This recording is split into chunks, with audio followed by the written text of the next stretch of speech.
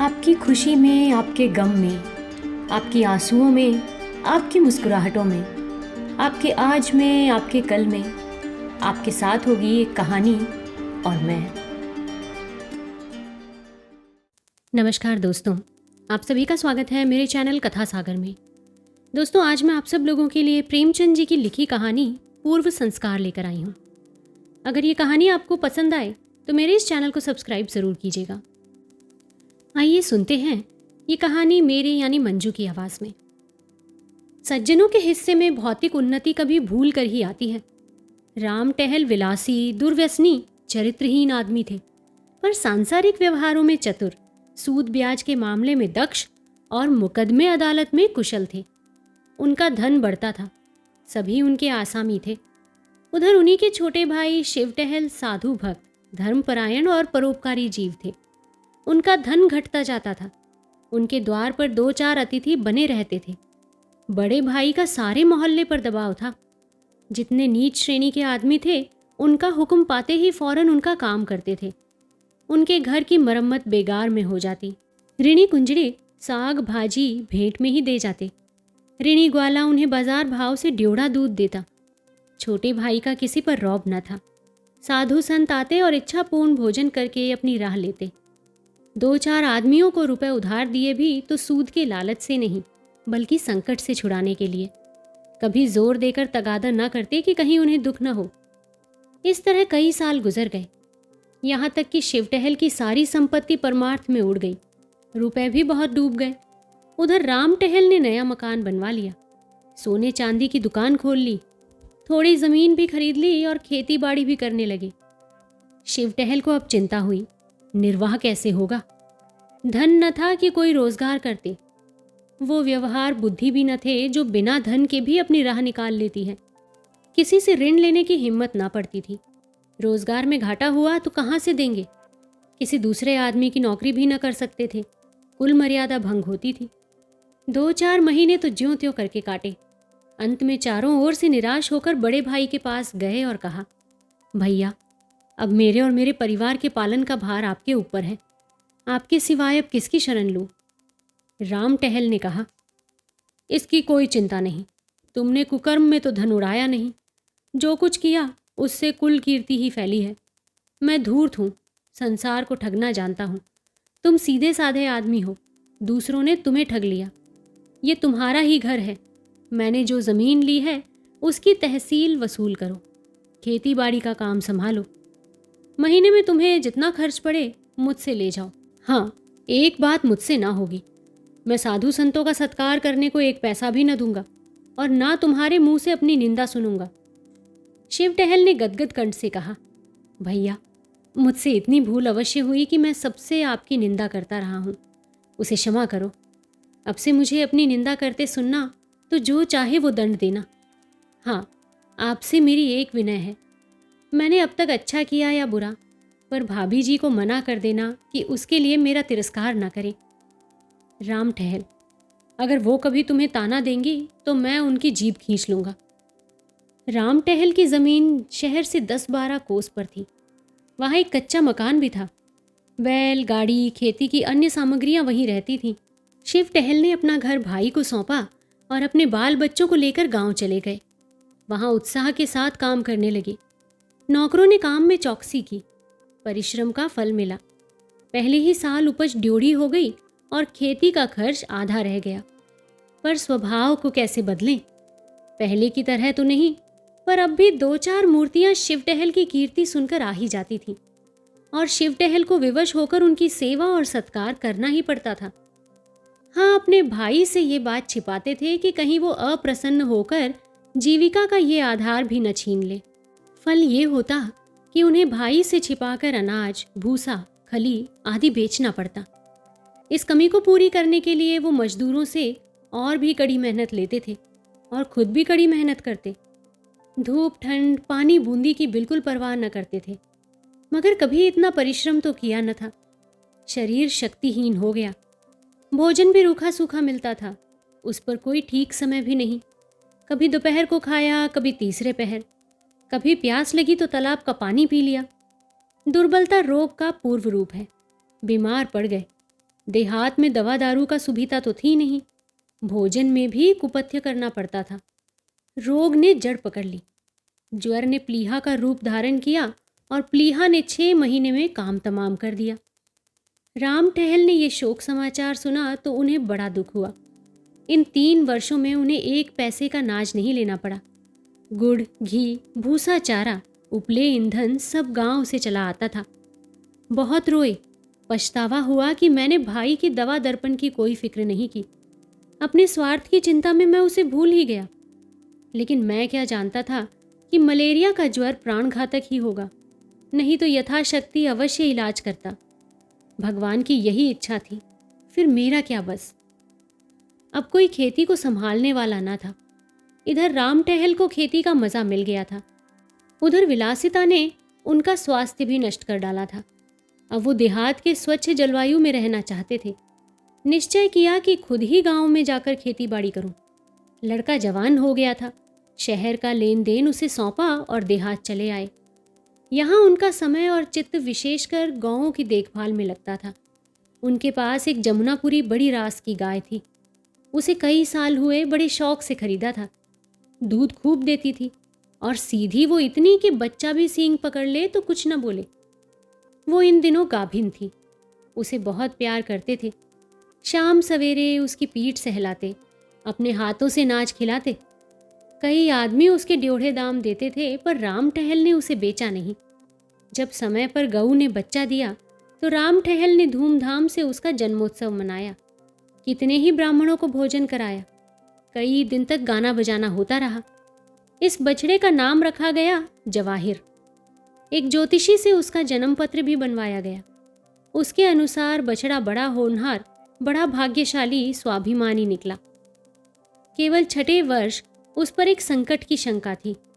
उससे बच गया तो फिर जीवन पर्यंत सुख से रहेगा। बछड़ा श्वेत वर्ण का था। उसके माथे पर एक लाल तिलक था। आंखें कजरी थीं। स्वरूप का अत्यंत मनोहर और हाथ पांव का सुडौल था। दिन भर कलोले किया करता। राम टहल का चित्त उसे छलांगे भरते देख प्रफुल्लित हो जाता था। वो उनमें इतना हिलमिल गया था कि उनके पीछे पीछे कुत्ते की भांति दौड़ा करता था। जब वो शाम और सुबह को अपनी खाट पर बैठकर असामियों से बातचीत करने लगते तो जवाहिर उनके पास खड़ा होकर उनके हाथ पांव को चाटता। वो प्यार से उसकी पीठ पर हाथ फेरने लगते तो उसकी पूंछ खड़ी हो जाती और आंखें हृदय से उल्लास से चमकने लगती। राम टहल को भी उसके साथ इतना स्नेह था कि जब तक वो उनके सामने चौके में न बैठा हो, भोजन में स्वाद ही न मिलता था। वो उसे बहुधा गोद में चिपटा लिया करते। उसके लिए चांदी का हार, रेशमी फूल, चांदी की झांझें बनवाई। एक आदमी उसे नित्य नहलाता और झाड़ता पोंछता रहता था। जब कभी वो किसी काम से दूसरे गांव में चले जाते तो उन्हें घोड़े पर आते देखकर जवाहिर कुलेले मारता हुआ उनके पास पहुंच जाता और उनके पैरों को चाटने लगता। पशु और मनुष्य में ये पिता पुत्र सा प्रेम देखकर लोग चकित हो जाते। जवाहिर की अवस्था 2.5 वर्ष की हुई। राम टहल ने उसे अपनी सवारी की बहली के लिए निकालने का निश्चय किया। अब वो बछड़े से बैल हो गया था। उसका ऊंचा डील, गठे हुए अंग, सुदृढ़ मांसपेशियां, गर्दन के ऊपर ऊंचा डील, चौड़ी छाती और मस्तानी चाल थी। ऐसा दर्शनीय बैल सारे इलाके में न था।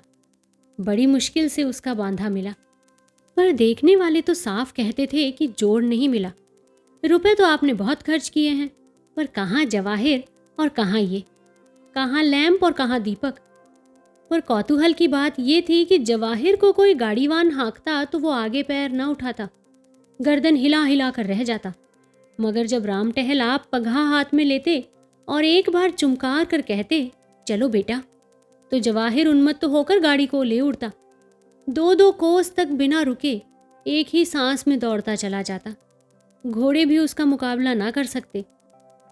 एक दिन संध्या समय जब जवाहिर नांद में खली और भूसा खा रहा था और राम टहल उसके पास खड़े उसकी मक्खियां उड़ा रहे थे, एक साधु महात्मा आकर द्वार पर खड़े हो गए।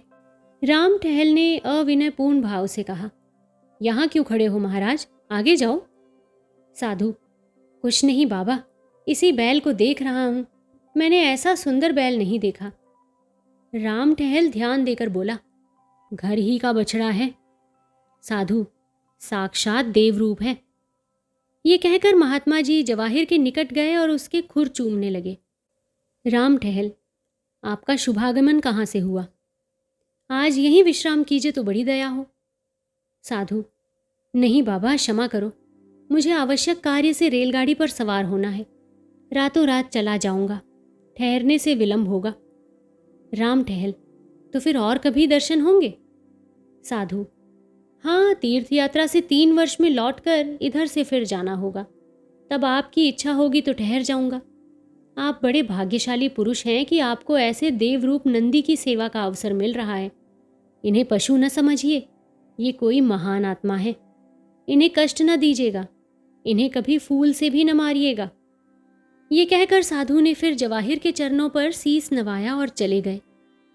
उस दिन से जवाहिर की और भी खातिर होने लगी। वो पशु से देवता हो गया। राम टहल उसे पहले रसोई के सब पदार्थ खिलाकर तब आप भोजन करते, प्रातःकाल उठकर उसके दर्शन करते, यहाँ तक कि वो उसे अपनी बहली में भी न जोतना चाहते।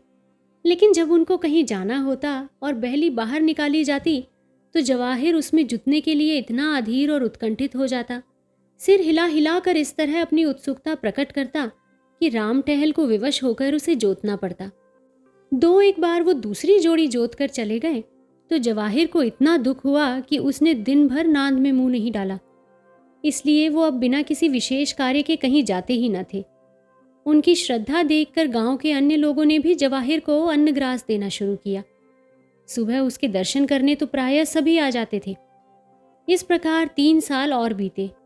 जवाहिर को 6ठा वर्ष लगा। राम टहल को ज्योतिष की बात याद थी। भय हुआ कहीं उसकी भविष्यवाणी सत्य न हो। पशु चिकित्सा की पुस्तकें मंगाकर पढ़ी, पशु चिकित्सक से मिले और कई औषधियां लाकर रखी। जवाहिर को टीका भी लगवा दिया। कहीं नौकर उसे खराब चारा या गंदा पानी ना खिला पिला दे, इस आशंका से वो अपने हाथों से उसे खोलने बांधने लगे। पशुशाला का फर्श पक्का करा दिया जिससे कोई कीड़ा मकोड़ा ना छिप सके।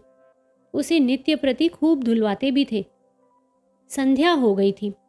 राम टहल नांद के पास खड़े जवाहिर को खिला रहे थे कि इतने में सहसा वही साधु महात्मा आ निकले जिन्होंने आज से 3 वर्ष पहले दर्शन दिए थे। राम टहल उन्हें देखते ही पहचान गए।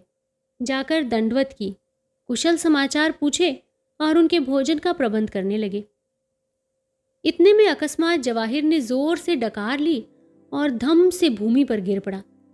राम टहल दौड़े हुए उनके पास गए। उसकी आंखें पथरा रही थीं।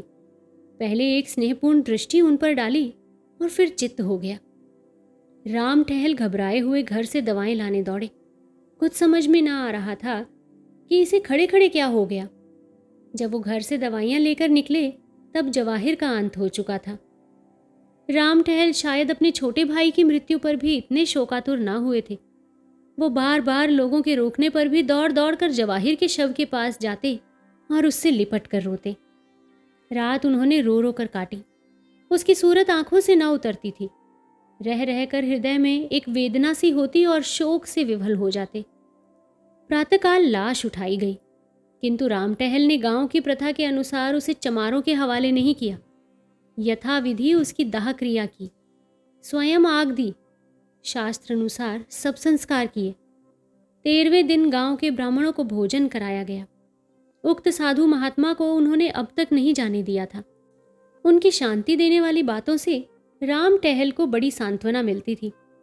एक दिन राम टहल ने साधु से पूछा, महात्मा जी, कुछ समझ में नहीं आता कि जवाहिर को कौन सा रोग हुआ था। ज्योतिष जी ने उसके जन्म पत्री में लिखा था कि उसका 6ठा साल अच्छा न होगा, लेकिन मैंने इस तरह किसी जानवर को मरते नहीं देखा। आप तो योगी हैं, ये रहस्य कुछ आपकी समझ में आता है? साधु, हाँ, थोड़ा कुछ समझता हूँ। राम टहल, कुछ मुझे भी बताइए, चित्त को धैर्य नहीं आता।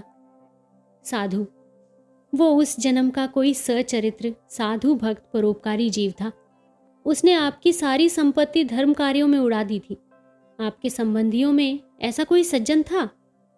राम टहल, हाँ महाराज, था। साधु, उसने तुम्हें धोखा दिया, तुमसे विश्वासघात किया। तुमने उसे अपना कोई काम सौंपा था, वो तुम्हारी आंख बचाकर तुम्हारे धन से साधुजनों की सेवा सत्कार किया करता था। राम टहल, मुझे उस पर इतना संदेह नहीं होता। वो इतना सरल प्रकृति, इतना सचरित्र मनुष्य था कि बेईमानी करने का उसे कभी ध्यान भी नहीं था। साधु, लेकिन उसने विश्वासघात अवश्य किया, अपने स्वार्थ के लिए नहीं, अतिथि सत्कार के लिए सही, पर था वो विश्वासघाती। राम टहल, संभव है कि दुर्वस्था ने उसे धर्मपथ से विचलित कर दिया हो। साधु, हाँ, यही बात है। उस प्राणी को स्वर्ग में स्थान देने का निश्चय किया गया, पर उसे विश्वासघात का प्रायश्चित करना आवश्यक था। उसने बेईमानी से तुम्हारा जितना धन हर लिया था, उसकी पूर्ति करने के लिए उसे तुम्हारे यहाँ पशु का जन्म दिया गया। ये निश्चय कर लिया गया कि 6 वर्ष में प्रायश्चित पूरा हो जाएगा। इतनी अवधि तक वो तुम्हारे यहाँ रहा। ज्यों ही अवधि पूरी हो गई, त्यों ही उसकी आत्मा निष्पाप और निर्लिप्त होकर निर्वाण पद को प्राप्त हो गई। महात्मा जी तो दूसरे दिन विदा हो गए, लेकिन राम टहल के जीवन में उसी दिन से एक बड़ा परिवर्तन देखने पड़ने लगा। उनकी चित्त वृत्ति बदल गई थी। दया और विवेक से हृदय परिपूर्ण हो गया। वो मन में सोचते, जब ऐसे धर्मात्मा प्राणी को जरा से विश्वासघात के लिए इतना कठोर दंड मिला, तो मुझ जैसे कुकर्मी की क्या दुर्गति होगी। ये बात उनके ध्यान से कभी उतरती न थी। तो दोस्तों, आशा करती हूँ आज की ये कहानी आपको पसंद जरूर आई होगी। दोस्तों, कहते हैं ना कि जो कर्म हम अपने जीवन में करते हैं, उनका फल हमें जरूर भोगने को मिलता है, चाहे फिर वो इसी जन्म में भोगना हो या फिर अगले जन्म में। तो इसीलिए अपने द्वारा किए गए कर्मों से कभी किसी को नुकसान नहीं पहुंचाना, और कोशिश यही करना कि किसी न किसी के काम किसी न किसी तरीके से आ ही सको। लोगों की मदद करना, उनके साथ अच्छा व्यवहार रखना, ये कोई बहुत ज़्यादा मुश्किल चीज़ नहीं है। इसलिए हमें अपना आचरण दूसरों के प्रति हमेशा स्नेहपूर्ण रखना चाहिए। तो आज मैं इसी सुविचार के साथ में ये कहानी को समाप्त करके आप लोगों की आज्ञा लेना चाहती हूँ। अगली कहानी में फिर से आपके साथ में मुलाकात होगी। तब तक के लिए आप अपना और अपने पूरे परिवार का ध्यान रखिए, खुश रहिए और स्वस्थ रहिए। नमस्कार।